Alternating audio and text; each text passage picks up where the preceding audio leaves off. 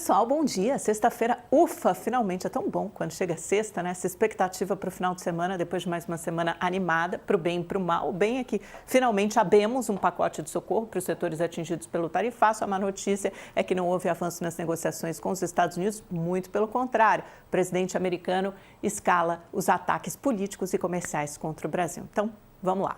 Donald Trump está determinado a transformar o Brasil em um laboratório para a direita internacional. A extrema-direita, representada pelo presidente americano e sua base radical MAGA, nutre seu próprio conceito de democracia e liberdade.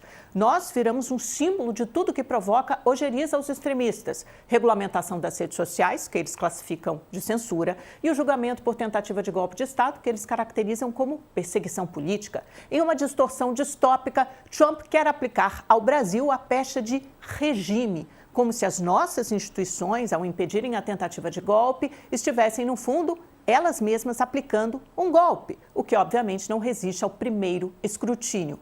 Basta dizer que no ano que vem a direita tem grandes chances de vencer a eleição no Brasil e o resultado obviamente será respeitado independentemente de qual seja. Por outro lado, pode-se e deve-se reconhecer os excessos do judiciário ao suspender perfis nas redes sociais por um longo período de tempo, em vez de um post específico, ou mesmo a mão pesada de Alexandre de Moraes ao impor medidas cautelares difíceis de cumprir e decretar a prisão domiciliar de Bolsonaro, o que foi visto com ressalvas, inclusive por muitos de seus colegas no STF. Ontem, Trump, mais uma vez, inovou. Usou o termo execução política para se referir a Bolsonaro. E é muito elucidativo porque descortina o verdadeiro motivo por trás das tarifas. O presidente americano quer interferir diretamente na eleição de 2026 e jogar todo o peso político e econômico dos Estados Unidos para beneficiar a candidatura da direita, representada, nesse caso, simbolicamente por Bolsonaro, que está, como sabemos, inelegível. Trump se espelha na história do ex-presidente brasileiro. A recusa em aceitar o resultado legítimo da eleição, seguido dos ataques às instituições democráticas. Por lá, o Capitólio, no 6 de janeiro, aqui, a Praça dos Três Poderes, no dia 8. No caso de Trump, o julgamento foi suspenso quando ele ganhou a eleição. Aqui, Bolsonaro está prestes a ser condenado, o que sinaliza que as sanções vão escalar. As tarifas e as sanções por meio da lei Magnitsky e a suspensão dos vistos de autoridades são parte de um cardápio amplo que o governo americano dispõe para punir o Brasil.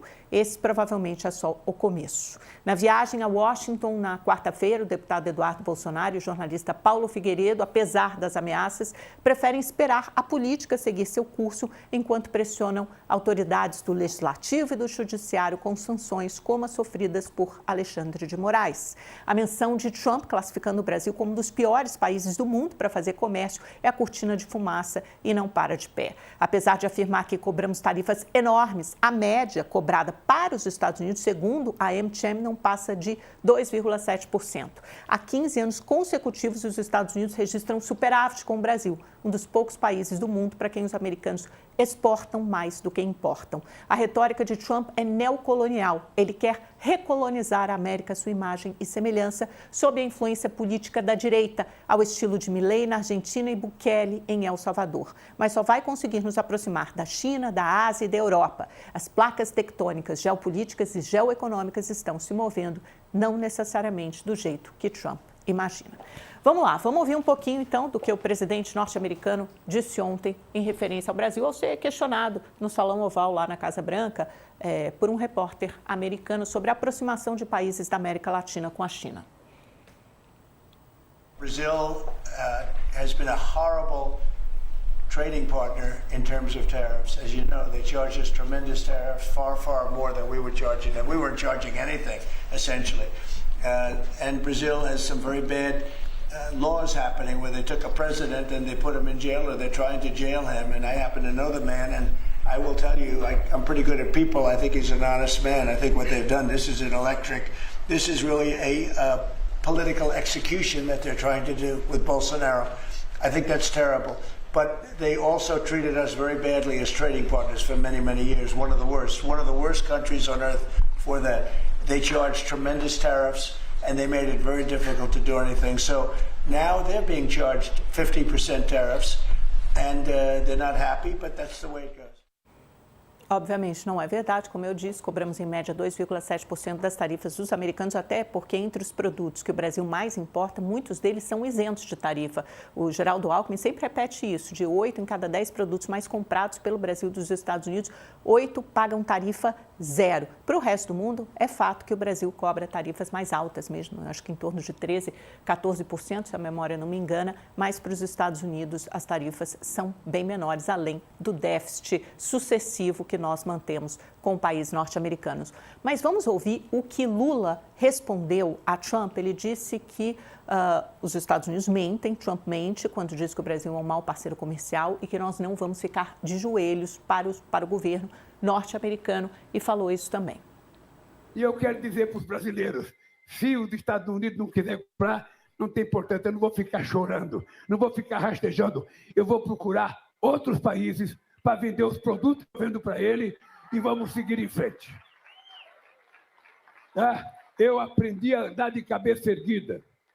E quem aprende a andar de cabeça erguida, se baixar a cabeça, eles colocam uma cangaia. E se deixar colocar a cangaia, não levanta mais. Eu aprendi a andar de cabeça erguida. E eu quero que esse país seja respeitado. Qualquer nordestino é tão importante quanto qualquer americano. Se eu respeito o povo americano, ele tem que respeitar o povo brasileiro. Bom, a gente sabe que não é tão difícil assim redirecionar o comércio, mas é uma das alternativas óbvias que nos restam à mesa. A economia como um todo talvez não sofra assim tanto do tarifaço, né? O efeito macroeconômico deve ficar em torno de 0,1%, 0,2% do PIB neste ano, mas quem vai sofrer determinados setores, empresas específicas, estados, regiões que têm grande parte da sua exportação destinada para os Estados Unidos, aí sim haverá grande sofrimento. Nós vamos para um rápido intervalo para quem nos acompanha pela televisão, mas fica aí que já tem entrevista com o professor da Fundação Dom Cabral e ex-diretor do Banco Mundial, o professor Carlos Primo Braga. Não saia daí. Enquanto isso, o pessoal do YouTube segue comigo para a gente dar uma olhada aqui nesse Datafolha que saiu ontem. Está interessante, olha só. O Datafolha perguntou sobre a atuação do ministro Alexandre de Moraes.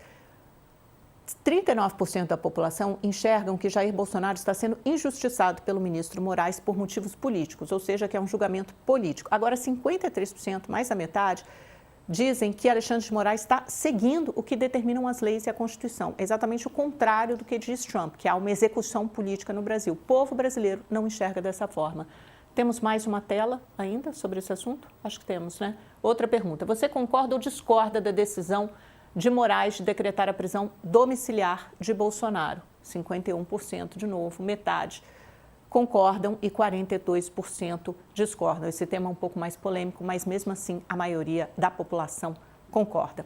Vamos dar uma olhada em alguns indicadores importantes, só para a gente ter uma ideia de atividade que saíram aqui nos Estados Unidos. Primeiro, o volume de serviço em relação ao mês anterior, foi divulgado ontem no Brasil, aqui em junho, um crescimento de 0,3% acima das expectativas. A expectativa média, a mediana, estava em 0%, ou seja, que não haveria crescimento. Isso aqui representa metade da atividade econômica do Brasil. O setor de serviços é de longe o maior, portanto, um segundo trimestre ainda levemente aquecido, mas com moderação em relação ao primeiro trimestre. Olha como vem crescendo. Daqui a pouco, no comecinho de setembro, sai o PIB do segundo trimestre e os economistas já veem uma moderação da atividade. E depois o PPI americano, que esse é um indicador muito importante que mexeu com os mercados ontem, essa é a inflação ao produtor. Vocês lembram que a maioria estava 100% de precificação, que haveria o primeiro corte do FED, Banco Central Americano, a partir de setembro. Depois dessa inflação que veio muito acima das projeções, olha ali, a projeção era de 0,2, ela veio 0,9, essa é a inflação do atacado, né, o preço ao produtor. Então, por exemplo, as verduras subiram muitíssimo de preço. Pode ser o primeiro sinal de que as tarifas de Trump estão de fato tendo um efeito na economia, um efeito na alta dos preços, porque o CPI tinha vindo levemente abaixo das expectativas, que é a inflação ao consumidor, e de repente o produtor, né, que é a inflação no atacado, teve essa inflexão e deixou os investidores mais temerosos. Vamos dar uma olhada nas bolsas também, as negociações na Ásia. Olha como Tóquio sobe porque o PIB do segundo trimestre também veio acima das expectativas, 1% de crescimento na taxa anualizada. Os investidores esperavam 0,4%, então a bolsa está bombando, subiu, né? Já fechou 1,73%. Hong Kong caiu 0,98%, China subiu 0,83%. Vamos dar uma olhada nas negociações na Europa, todo mundo na expectativa do encontro, tudo no azul, tudo no território positivo, Paris, Londres, Frankfurt e Madrid, menos de 1%, mas todas no azul. E na expectativa do encontro, o pessoal da TV está de volta comigo, há tempo de eu falar, citar o encontro grande, o mundo inteiro está de olho no encontro de Vladimir Putin e Trump, o primeiro, desde que teve início a guerra na Ucrânia, isso já faz, 3 anos e meio. Eles vão se encontrar no meio do caminho no Alasca. O encontro será 4h30 da tarde, tem uma diferença enorme de fuso, então o horário de Brasília, a reunião começa às 4h30 da tarde entre os dois, deve durar pelo menos 4 horas, e às 8h30 da noite está marcada uma coletiva de imprensa. Os dois vão falar com a imprensa. Vamos ver o que vai surgir dessa reunião, se vão chegar algum tipo de acordo. Trump, ele mesmo tem sido cético em relação à possibilidade de um cessar-fogo. Ninguém imagina isso, porque os objetivos são completamente diferentes. O Putin, na verdade, quer ganhar tempo, quer continuar com a ofensiva contra a Ucrânia, principalmente agora que ele vem ganhando território. Ele quer todo o leste ucraniano. O Volodymyr Zelensky, obviamente, não concorda em ceder esse naco do território ucraniano para o líder russo. E o Trump, se não for chegado nenhum tipo de acordo, pelo menos algum tipo de avanço, ele promete impor sanções econômicas muito mais duras sobre Putin, mas a gente sabe que o russo tem resistido até agora. Ontem, as bolsas americanas fecharam assim, todas muito perto da estabilidade, leve baixa ou leve alta, por causa da inflação ao produtor, que foi um balde de água fria sobre as expectativas de corte de juros dos investidores, embora a maioria ainda ache que vai haver um corte de juros em setembro. E passando por último pelo Brasil, aqui a gente também acompanhou esse movimento assim de fora. O dólar subiu 0,32, então realizou um pouco, tinha chegado a 5,38 anteontem, voltou para 5,41 e Bovespa leve queda de 0,24 aos 136 mil pontos.